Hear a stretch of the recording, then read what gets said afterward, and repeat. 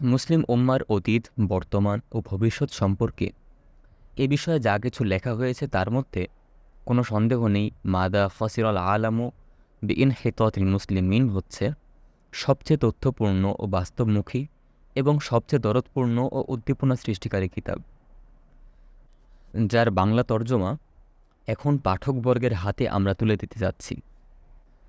তর্জমা সম্পর্কে কিছু বলার আগে কিতাব ও সাহিবে কিতাব সম্পর্কে আমার অন্তরের কিছু অনুভূতি এখানে তুলে ধরতে চাই। সাহিবে কিতাব আমার জীবনের আদর্শ পুরুষ হজরত মাওলানা সাইয়্যেদ আবুল হাসান আলী নদভী রহিমাহুল্লাহ এখন এই নশ্বর পৃথিবীতে বেঁচে নেই। মুসলিম উম্মার চলার পথে আলো ছড়িয়ে জীবনের নির্ধারিত সময় পাড়ি দিয়ে মৃত্যুর সেতু পার হয়ে এখন তিনি কবরের শয্যায় শায়িত, রায়বেরেলির কবরস্থানে তার মহান পূর্বপুরুষগণের সান্নিধ্যে। তয়্যিবাল্লাহু তাআলা। তার জীবন আমি দেখিনি তার মৃত্যুও। মানুষের মুখে শুনেছি আর কাগজের পাতায় পড়েছি। আমার বিশ্বাস তার আলোকিত জীবন ও সমুজ্জ্বল মৃত্যু দুটোর মধ্যেই আমাদের জন্য রয়েছে অনেক শিক্ষা। সুতরাং আজ এখানে এই সুযোগে মুসলিম উম্মার দরদি এই মানুষটির জীবন ও মৃত্যু সম্পর্কে আমি কিছু বলতে চাই। অনেক ভেবেছি তার জীবনের কথা আগে বলবো না মৃত্যুর কথা, বুঝতে পারিনি। হঠাৎ হৃদয়ের গভীর থেকে কে যেন পথ দেখালো আর বলল, মৃত্যুর কথাই আগে বলে, কারণ তার জীবন ছিল খুব সুন্দর, কিন্তু মৃত্যু ছিল আরও সুন্দর। কল্পনা করো, রমজানের পবিত্র মাস, রহমতের প্রথম 10 দিন গত হলো। রহিমের দরবারে তিনি রহমতের কাঙ্গাল হলেন, নিজের জন্য এবং উম্মতের জন্য। তারপর অতিবাহিত হলো মাগফিরাতের দ্বিতীয় 10 দিন। গাফুরের দরবারে তিনি মাগফিরাতের ভিখারি হলেন, নিজের জন্য এবং উম্মতের জন্য। রহমত মাগফিরাতের পর শুরু হলো জাহান্নাম থেকে মুক্তির শেষ 10 দিন। শুরু হলো তার অশ্রুপাত এবং ওয়াকিনা আযাবান নার মুনাজাত, নিজের জন্য এবং উম্মতের জন্য। নবীর ওয়ারিস যারা উম্মতের দরদে হন তারা, তাদের যা কিছু কান্না ও প্রার্থনা, দোয়া ও মোনাজাত শুধু নিজের জন্য নয়, নিজের জন্য এবং প্রিয় নবীর প্রিয় উম্মতের জন্য। সেদিন ছিল 23শে রমাদান, শুক্রবার। জুমার জামাতের সময় হয়ে এসেছে। সুন্নত গোসল সম্পন্ন করেছেন, কাফন বর্ণের সাদা লেবাস পরেছেন, পাক সাফ লেবাস, আতর খুশবু মেখে সুবাসিত হয়েছেন। এরপর এমন নাজুক অসুস্থতার মধ্যেও জুমার জামায়াতের ইন্তিজার।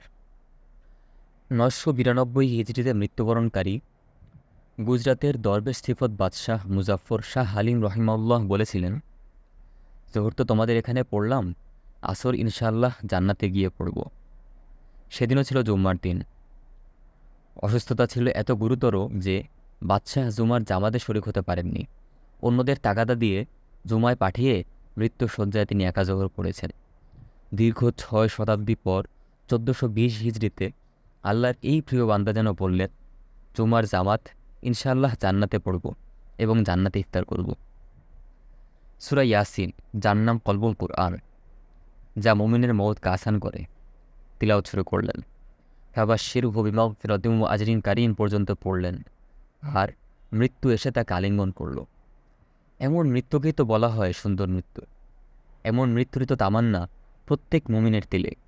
আমারও তামান্না আল্লাহ যেন মাগফিরাতের এবং আজরে কারিমের খুশখবরওয়ালা মওত নসিব করেন আমাকে এবং একটি সুন্দর জীবনের পর আমার সুন্দর মৃত্যুর জন্য যারা দোয়া করে তাদের সবাইকে, আমিন।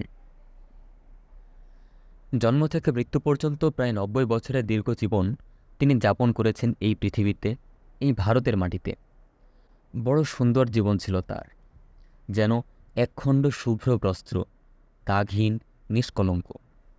সুন্নতকে ভালোবেসেছেন, সুন্নতের পথে চলেছেন এবং দূরের কাছের সবাইকে সুন্নতের পথে ডেকেছেন। সংশোধনের মাধ্যমে, নৈতিক, আত্মিক ও বুদ্ধিবৃত্তিক প্রস্তুতির মাধ্যমে উম্মাহ যেন আবার অগ্রসর হয় এবং বিশ্ব নেতৃত্বের আসনে সমাসীন হয়, এজন্য উম্মার খিদমতে নিজেকে তিনি ওয়াকফ করেছেন। এখানে এই সংক্ষিপ্ত পরিসরে তার কীর্তিময় বিশাল জীবন সম্পর্কে আলোচনা করা তো সম্ভব নয়।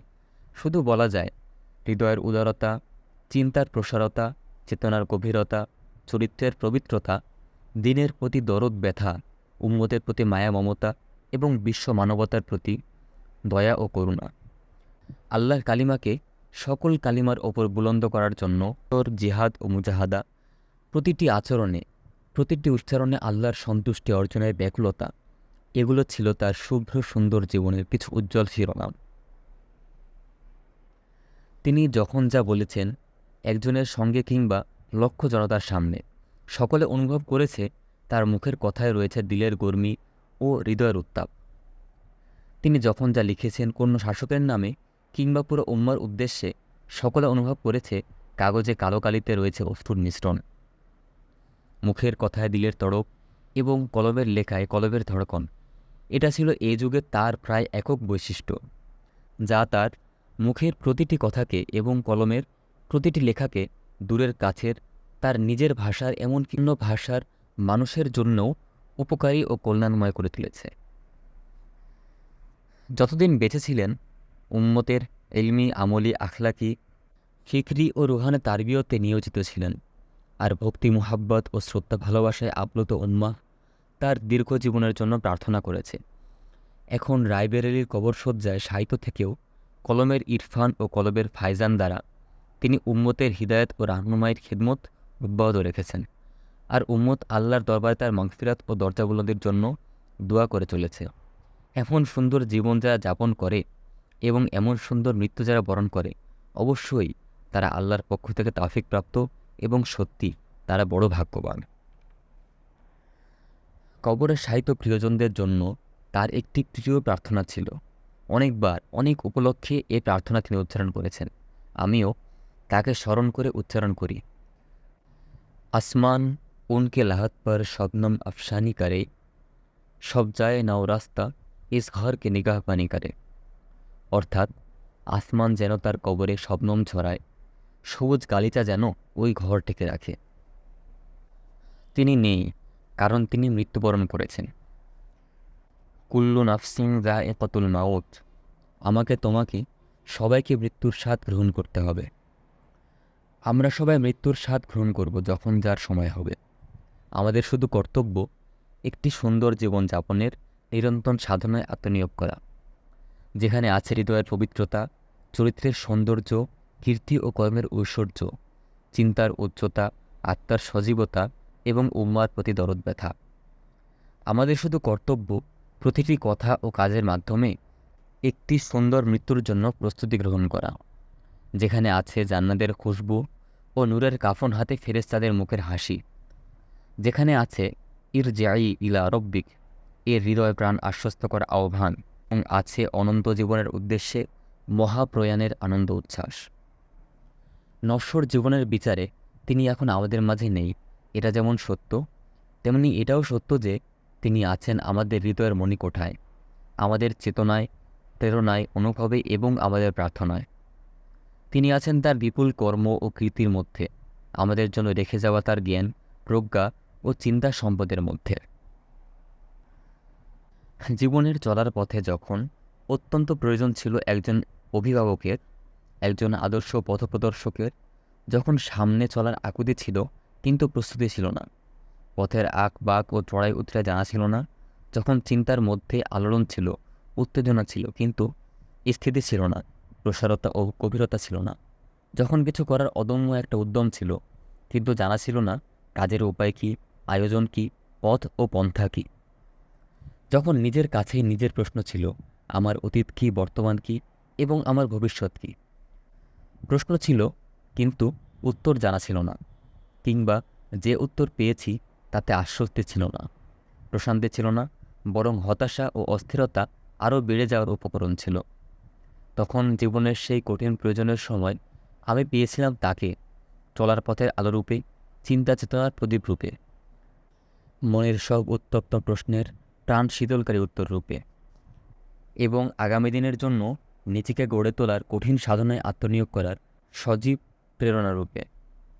জীবনের যৌবনকালে আসল পথচলা যখন শুরু হয়, তখন আলোর অভাবে দ্বিধাগ্রস্ত ও হতাশায় চুপসে যাওয়া একজন তালিমে ইলমের জন্য এ পাওয়া যে কত বড় পাওয়া তা বুঝতে পারে শুধু সেই যে আলোর অভাবে চলার পথে বারবার হোঁচট খেয়েছে, পাথেয়র অভাবে বারবার যার পথ চলা থেমে গেছে এবং প্রেরণার অভাবে বারবার হতাশাগ্রস্ত হয়েছে। তার জীবন সম্পর্কে একসঙ্গে অনেক কিছু জানার সুযোগ আমার হয়নি, তবে যখন যেটুকু জেনেছি তাতে উদ্দীপ্ত হয়েছি। মনে হয়েছে আমার জীবনও বুঝি একটু একটু করে আলোকিত উদ্ভাসিত হচ্ছে। মনে হয়েছে আমাকেও হতে হবে এমন, অন্তত যতটা কাছে যাওয়া যায় এমন আলোকিত জীবনের, এমন মহত্বের, এমন শুভ্রতা ও পবিত্রতার। পূর্ণ গ্রন্থরূপে প্রথম তার যে লেখা আমার হাতে আসে তা হলো পুরাণের চেরাগ প্রথম খণ্ড। পরে 3 খণ্ড হয়েছে, তখন শুধু প্রথম খণ্ডটি ছিল। সেখানে তিনি সমকালের বিশিষ্ট কিছু ব্যক্তি ও ব্যক্তিত্বের আলোচনা করেছেন নিজস্ব সম্পর্ক ও ব্যক্তিগত অভিজ্ঞতার আলোকে। তাতে ওই সকল বড় ব্যক্তিত্বের সঙ্গে যেমন শ্রদ্ধার সম্পর্ক তৈরি হয়েছে, তেমনি তার জীবনেরও বিভিন্ন আলোকিত দিক আমার সামনে এসেছে জীবনের মূল্যবান পাথেয় রূপে। তারপর পেলাম পাজা সুরাগে জিন্দাগি। এটি বিভিন্ন সময় তালিবানে ইলমের উদ্দেশ্যে দেয়া তার বক্তৃতার মূল্যবান সংকলন। কত দীর্ঘকাল আগের কথা, কিন্তু মনে হয় এই সেদিনের কথা। বইটি প্রথমে পড়লাম প্রথম হাতে পাওয়ার আনন্দ জোয়ারে প্লাবিত হয়ে একেবারে। তারপর পড়লাম একটু একটু করে, সময় নিয়ে, পারিপার্শ্বিক ও মানসিক প্রস্তুতি নিয়ে।